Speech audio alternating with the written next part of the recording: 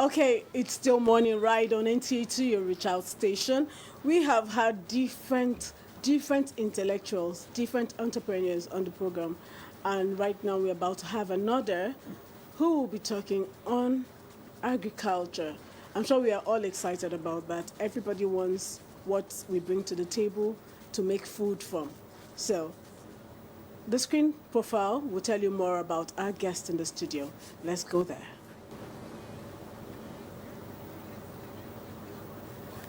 Okay, well, if it's not ready, we're still talking about agriculture. The focus for this person who will be talking with you in a good while is Agritech and Youth Development, Youth Employment, redefining farming for a new generation.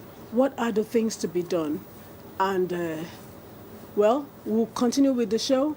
When the guest profile is ready, we'll bring it on. So I'm welcoming today our next guest on the show, Toheeb Azeez. Thank you so much for having me on the show today. I'm very excited to be here.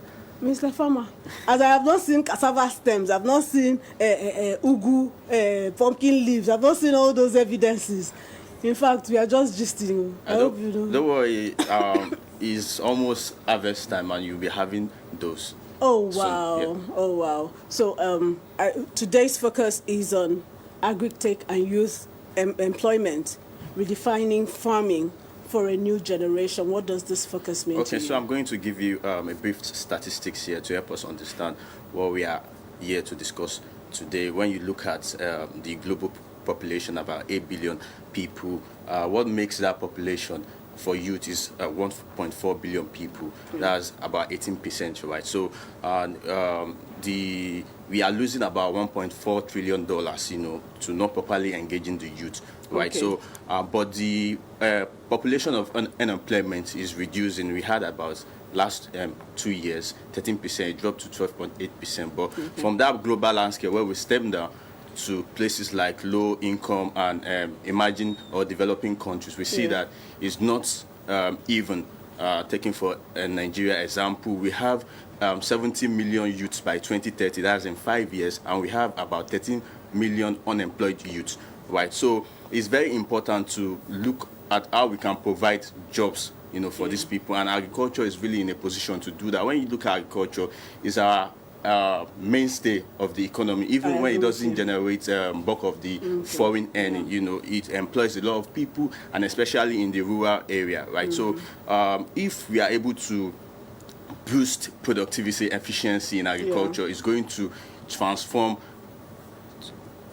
to a lot of jobs, for our youth. And when we talk about agriculture today, it's not just about, tilling the lands and all that. It has to be done different. Looking at our population in 25 years, is going to double to 400 million people, right? So we have to incorporate technology, right? So technology is a multiplier effect. So we can produce more with little. And when you infuse technology in agriculture, it creates this huge opportunities. It's not just about tilling the soil and all that. It makes it very attractive. It opens up the value chain, food, right? So on our you can see someone that is confident as a youth that I'm a drone pilot in agriculture.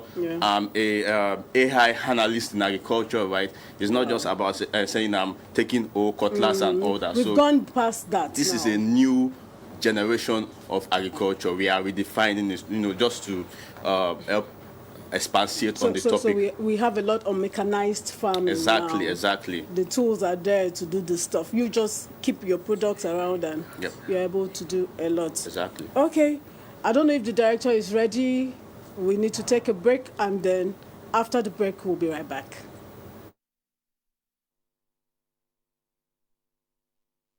Nigeria Diaspora Investment Summit, NDIS, is back for its 8th edition, the premier platform where diaspora investors meet Nigerian innovators and business leaders to unlock real investment opportunities and drive sustainable growth. Date, 11th to the 13th of November 2025. Venue, Conference Center, State House, Abuja, FCT. Over 3 exciting days, investors and entrepreneurs will engage in 8 high-impact pitching sessions across key growth sectors. Special guest, His Excellency Bola Ahmed Tinubu, GCFR, Chief Host, Honorable Dr. Abike Dabiri Erewa, OON, Chairman, NIDCOM, Summit Coordinator, Dr. Badewa Adejugbe Williams, Keynote Speaker, Professor Bartholomew Naji, Guest Speaker, Mr. Temi Kpokwola, organized by the Nigerians in Diaspora Commission in collaboration with the Nigeria Diaspora Summit Initiative. Visit www.ndisng.com.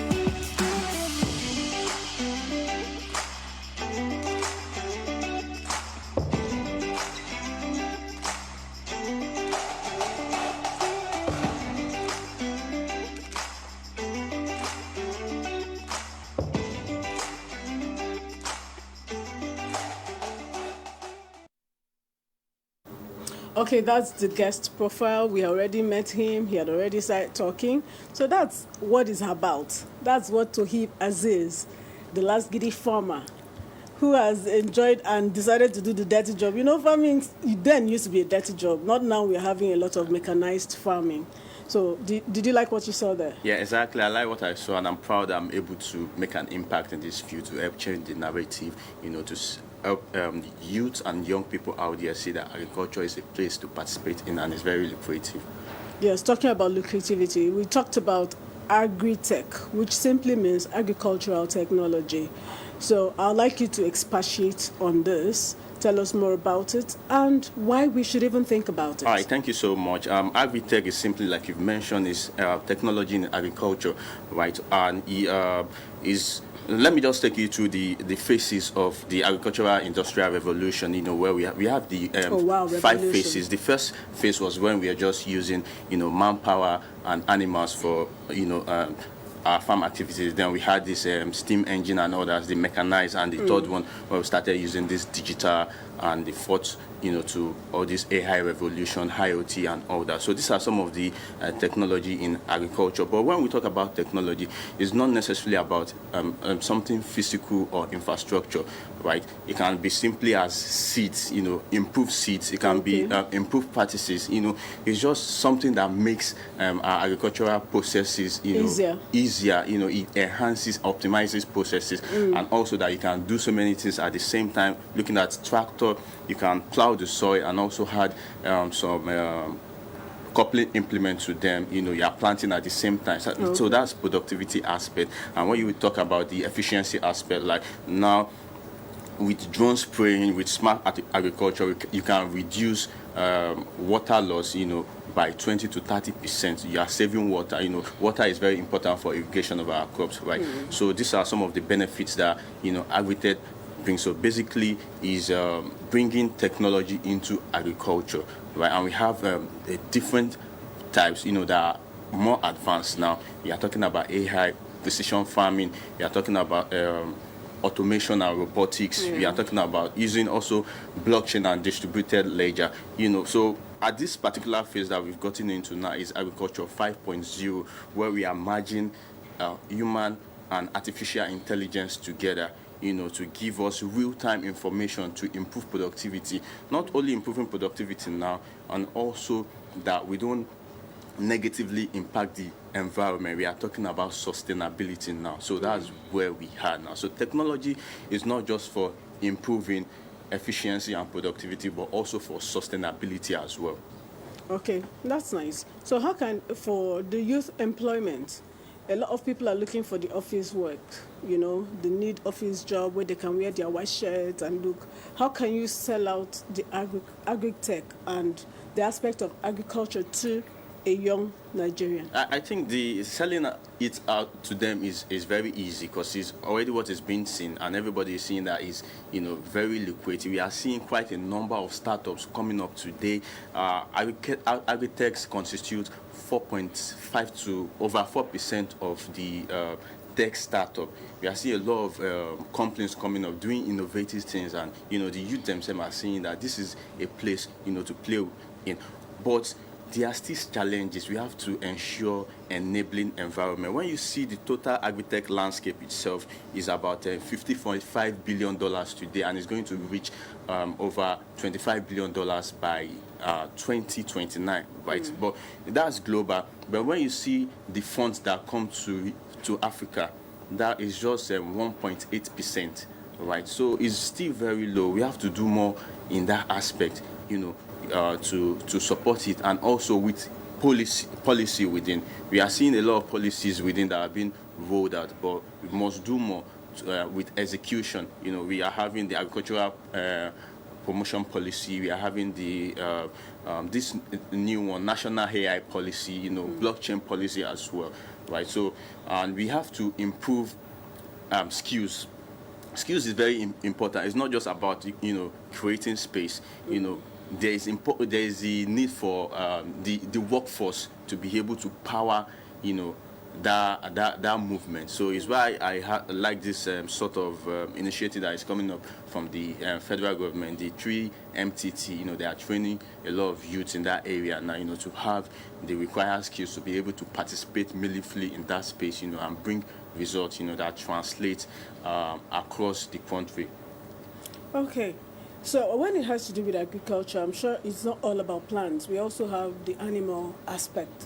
And is it possible to just start off without any form of training when it has to do with the animal aspect of agriculture? Because I'm sure some people will be interested, but some people also need to be trained, to be shown how poultry is handled, especially when it has to do with crisis. Okay, the question that you've asked is very important, because anybody can do anything. You can get into farming and do anything. It's just like business, but it's not enough. It's why a lot of businesses, they fail in their first 5 years. Correct. There is need for proper training.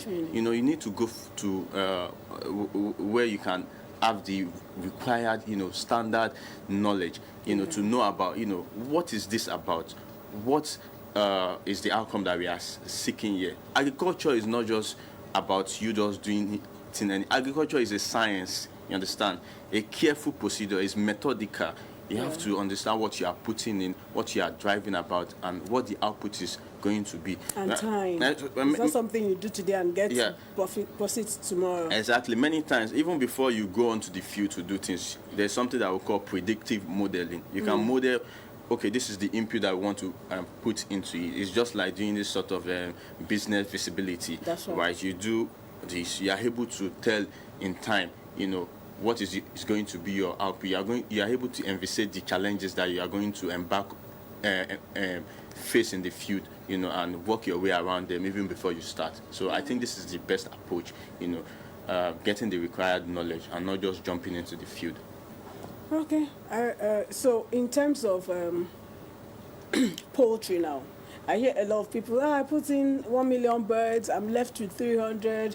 What are the things that constitute such failure, such crisis? Okay, I think for poultry, it's not just about, like you said, going into it. You have to even understand the demand-supply gap. A lot of people are producing not knowing that there could be glut in the market. So if you are producing when there's glut in the market, obviously when you have so much supply, there's going to be fall in price, right? So if you are producing, then you know that you are not making the right decision. But there's always a way to go about that, is making your own production distinctive. What are you doing? What are the way that you can overcome losses, on where we have cases like this. So we have egg gluts.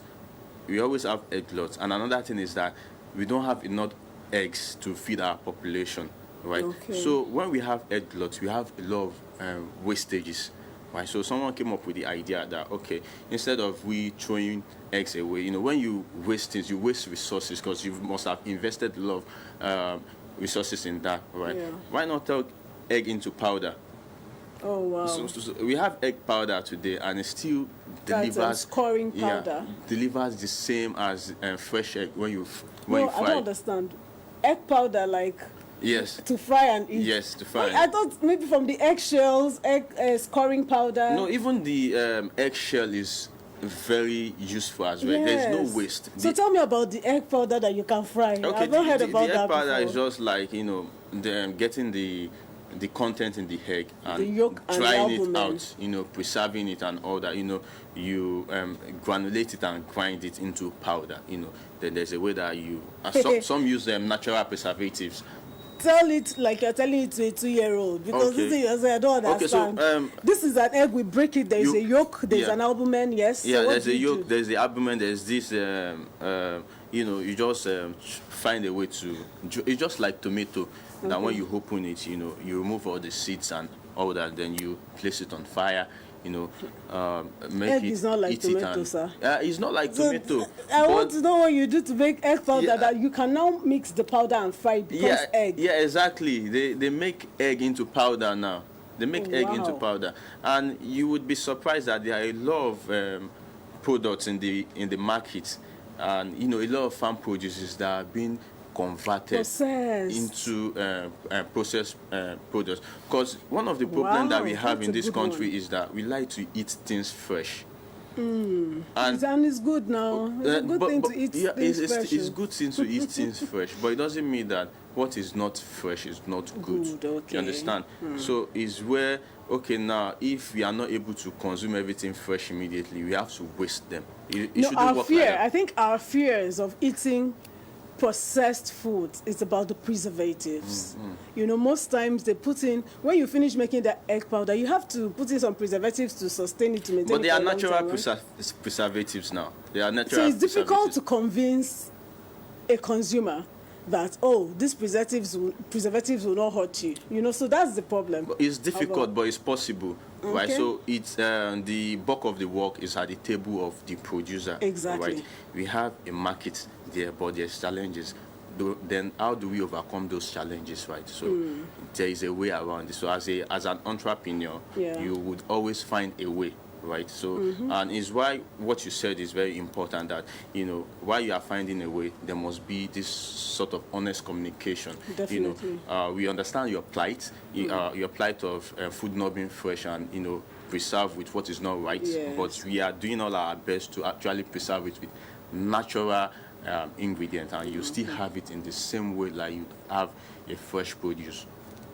Okay, so are you saying that the egg powder is in the market now? It's in the market, of course. So one can just, rather than buy your fresh eggs and break, you just make powder Of and course. it helps to fry them. Yes, of course. Mr. Of course. Toheeb, I'm waiting to be convinced Of on course, that, because I don't know how I'm going to see. But it might not be, let's say now, like you are trying to make like boiled egg, it might not really be in that way that you want it. So it has its limitations It has as a well. limitation. We must acknowledge that when you preserve things, although the health benefit and all that is still there, but it wouldn't not be as the same structural property as we would have for fresh produce. Yeah, definitely. Okay, so let's get it from. I would like to ask, is your farming just for Nigerian consumers? Have you started doing something on exporting?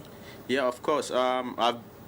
Is basically for domestic consumption and immediate community, right? So what are the products? I've been the products are value-added catfish, right? So wow. that's one of the things that I started with, catfish. That's what I want to hear. You are smoking it, making it dry, preserving it, right? So it has this sort of extended shelf life, right? So you can consume it for a period of about, let's say, 1 to 3 months.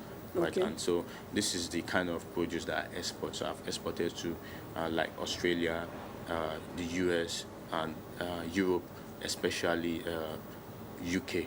No, UK is not part of Europe anymore, especially UK, yeah, right. So I've exported this to those places, although they've been in small quantity, but I'm actually looking forward to expanding the exportation area. Okay, that's nice. So at least you're working on exportations Yes. too. Yes. And luckily here, your farming is just based in Lagos Exactly. only. Exactly. Okay, so challenges. I know that you may have problems of lands and how you manage your crops that don't come to bear, after planting. So how do you cope with the challenges of farming? Yeah, I like that you mentioned that. It shows that you are tuned with the nature of farming in Lagos, because of course you wouldn't compare the availability of arable land in Lagos like you would have for other states, In right? other So states, it's one of the things that made me go into innovative production, whereby in this space you can produce using sack, right? Wow. Sack farming. You can produce cucumber. I should have brought like picture of that or video of that in the future, Yes. right? So that's one We of love it. what we And, see, we like can relate. I said to you, that an entrepreneur will always be thinking in of steps the ahead, box, yeah. right? So if we are not able to do things that we should do because there is this sort of challenge, then like producing fresh catfish and all that. So that's one of the reasons why I moved into value addition, smoking, processing, not necessarily producing. I'm able to source from those that have the capacity to produce, and they have the resources to do that. In that way I can shift the challenge away from my side, right? So I add value to it, and that's one of the ways that I'm able to overcome the challenges with production. But now we are seeing, like the topic for the day, Agritech, we are seeing a lot of innovative farming methods, like the vertical farm, planting without soil, using soil I don't want to use chemical, nutrient solution, right? You can plant also incorporating, different waste, upcycling and all that. So the nature of farming is very transformed and different nowadays, that even without having soil, without having little resources, you'll be able to get started with something if you are very serious and committed. Okay, I think you have done, in fact, you have taken away the fears of someone that is watching, like, farming in Lagos, is it possible? Where are the lands now? Where do we, get the resources from to start off? But from what you've said, it's easy to know that you can start your farming even within the confines of your home, in sacks. Yes, exactly. Grow things you can grow in sacks, cucumber, tomatoes, Pepper.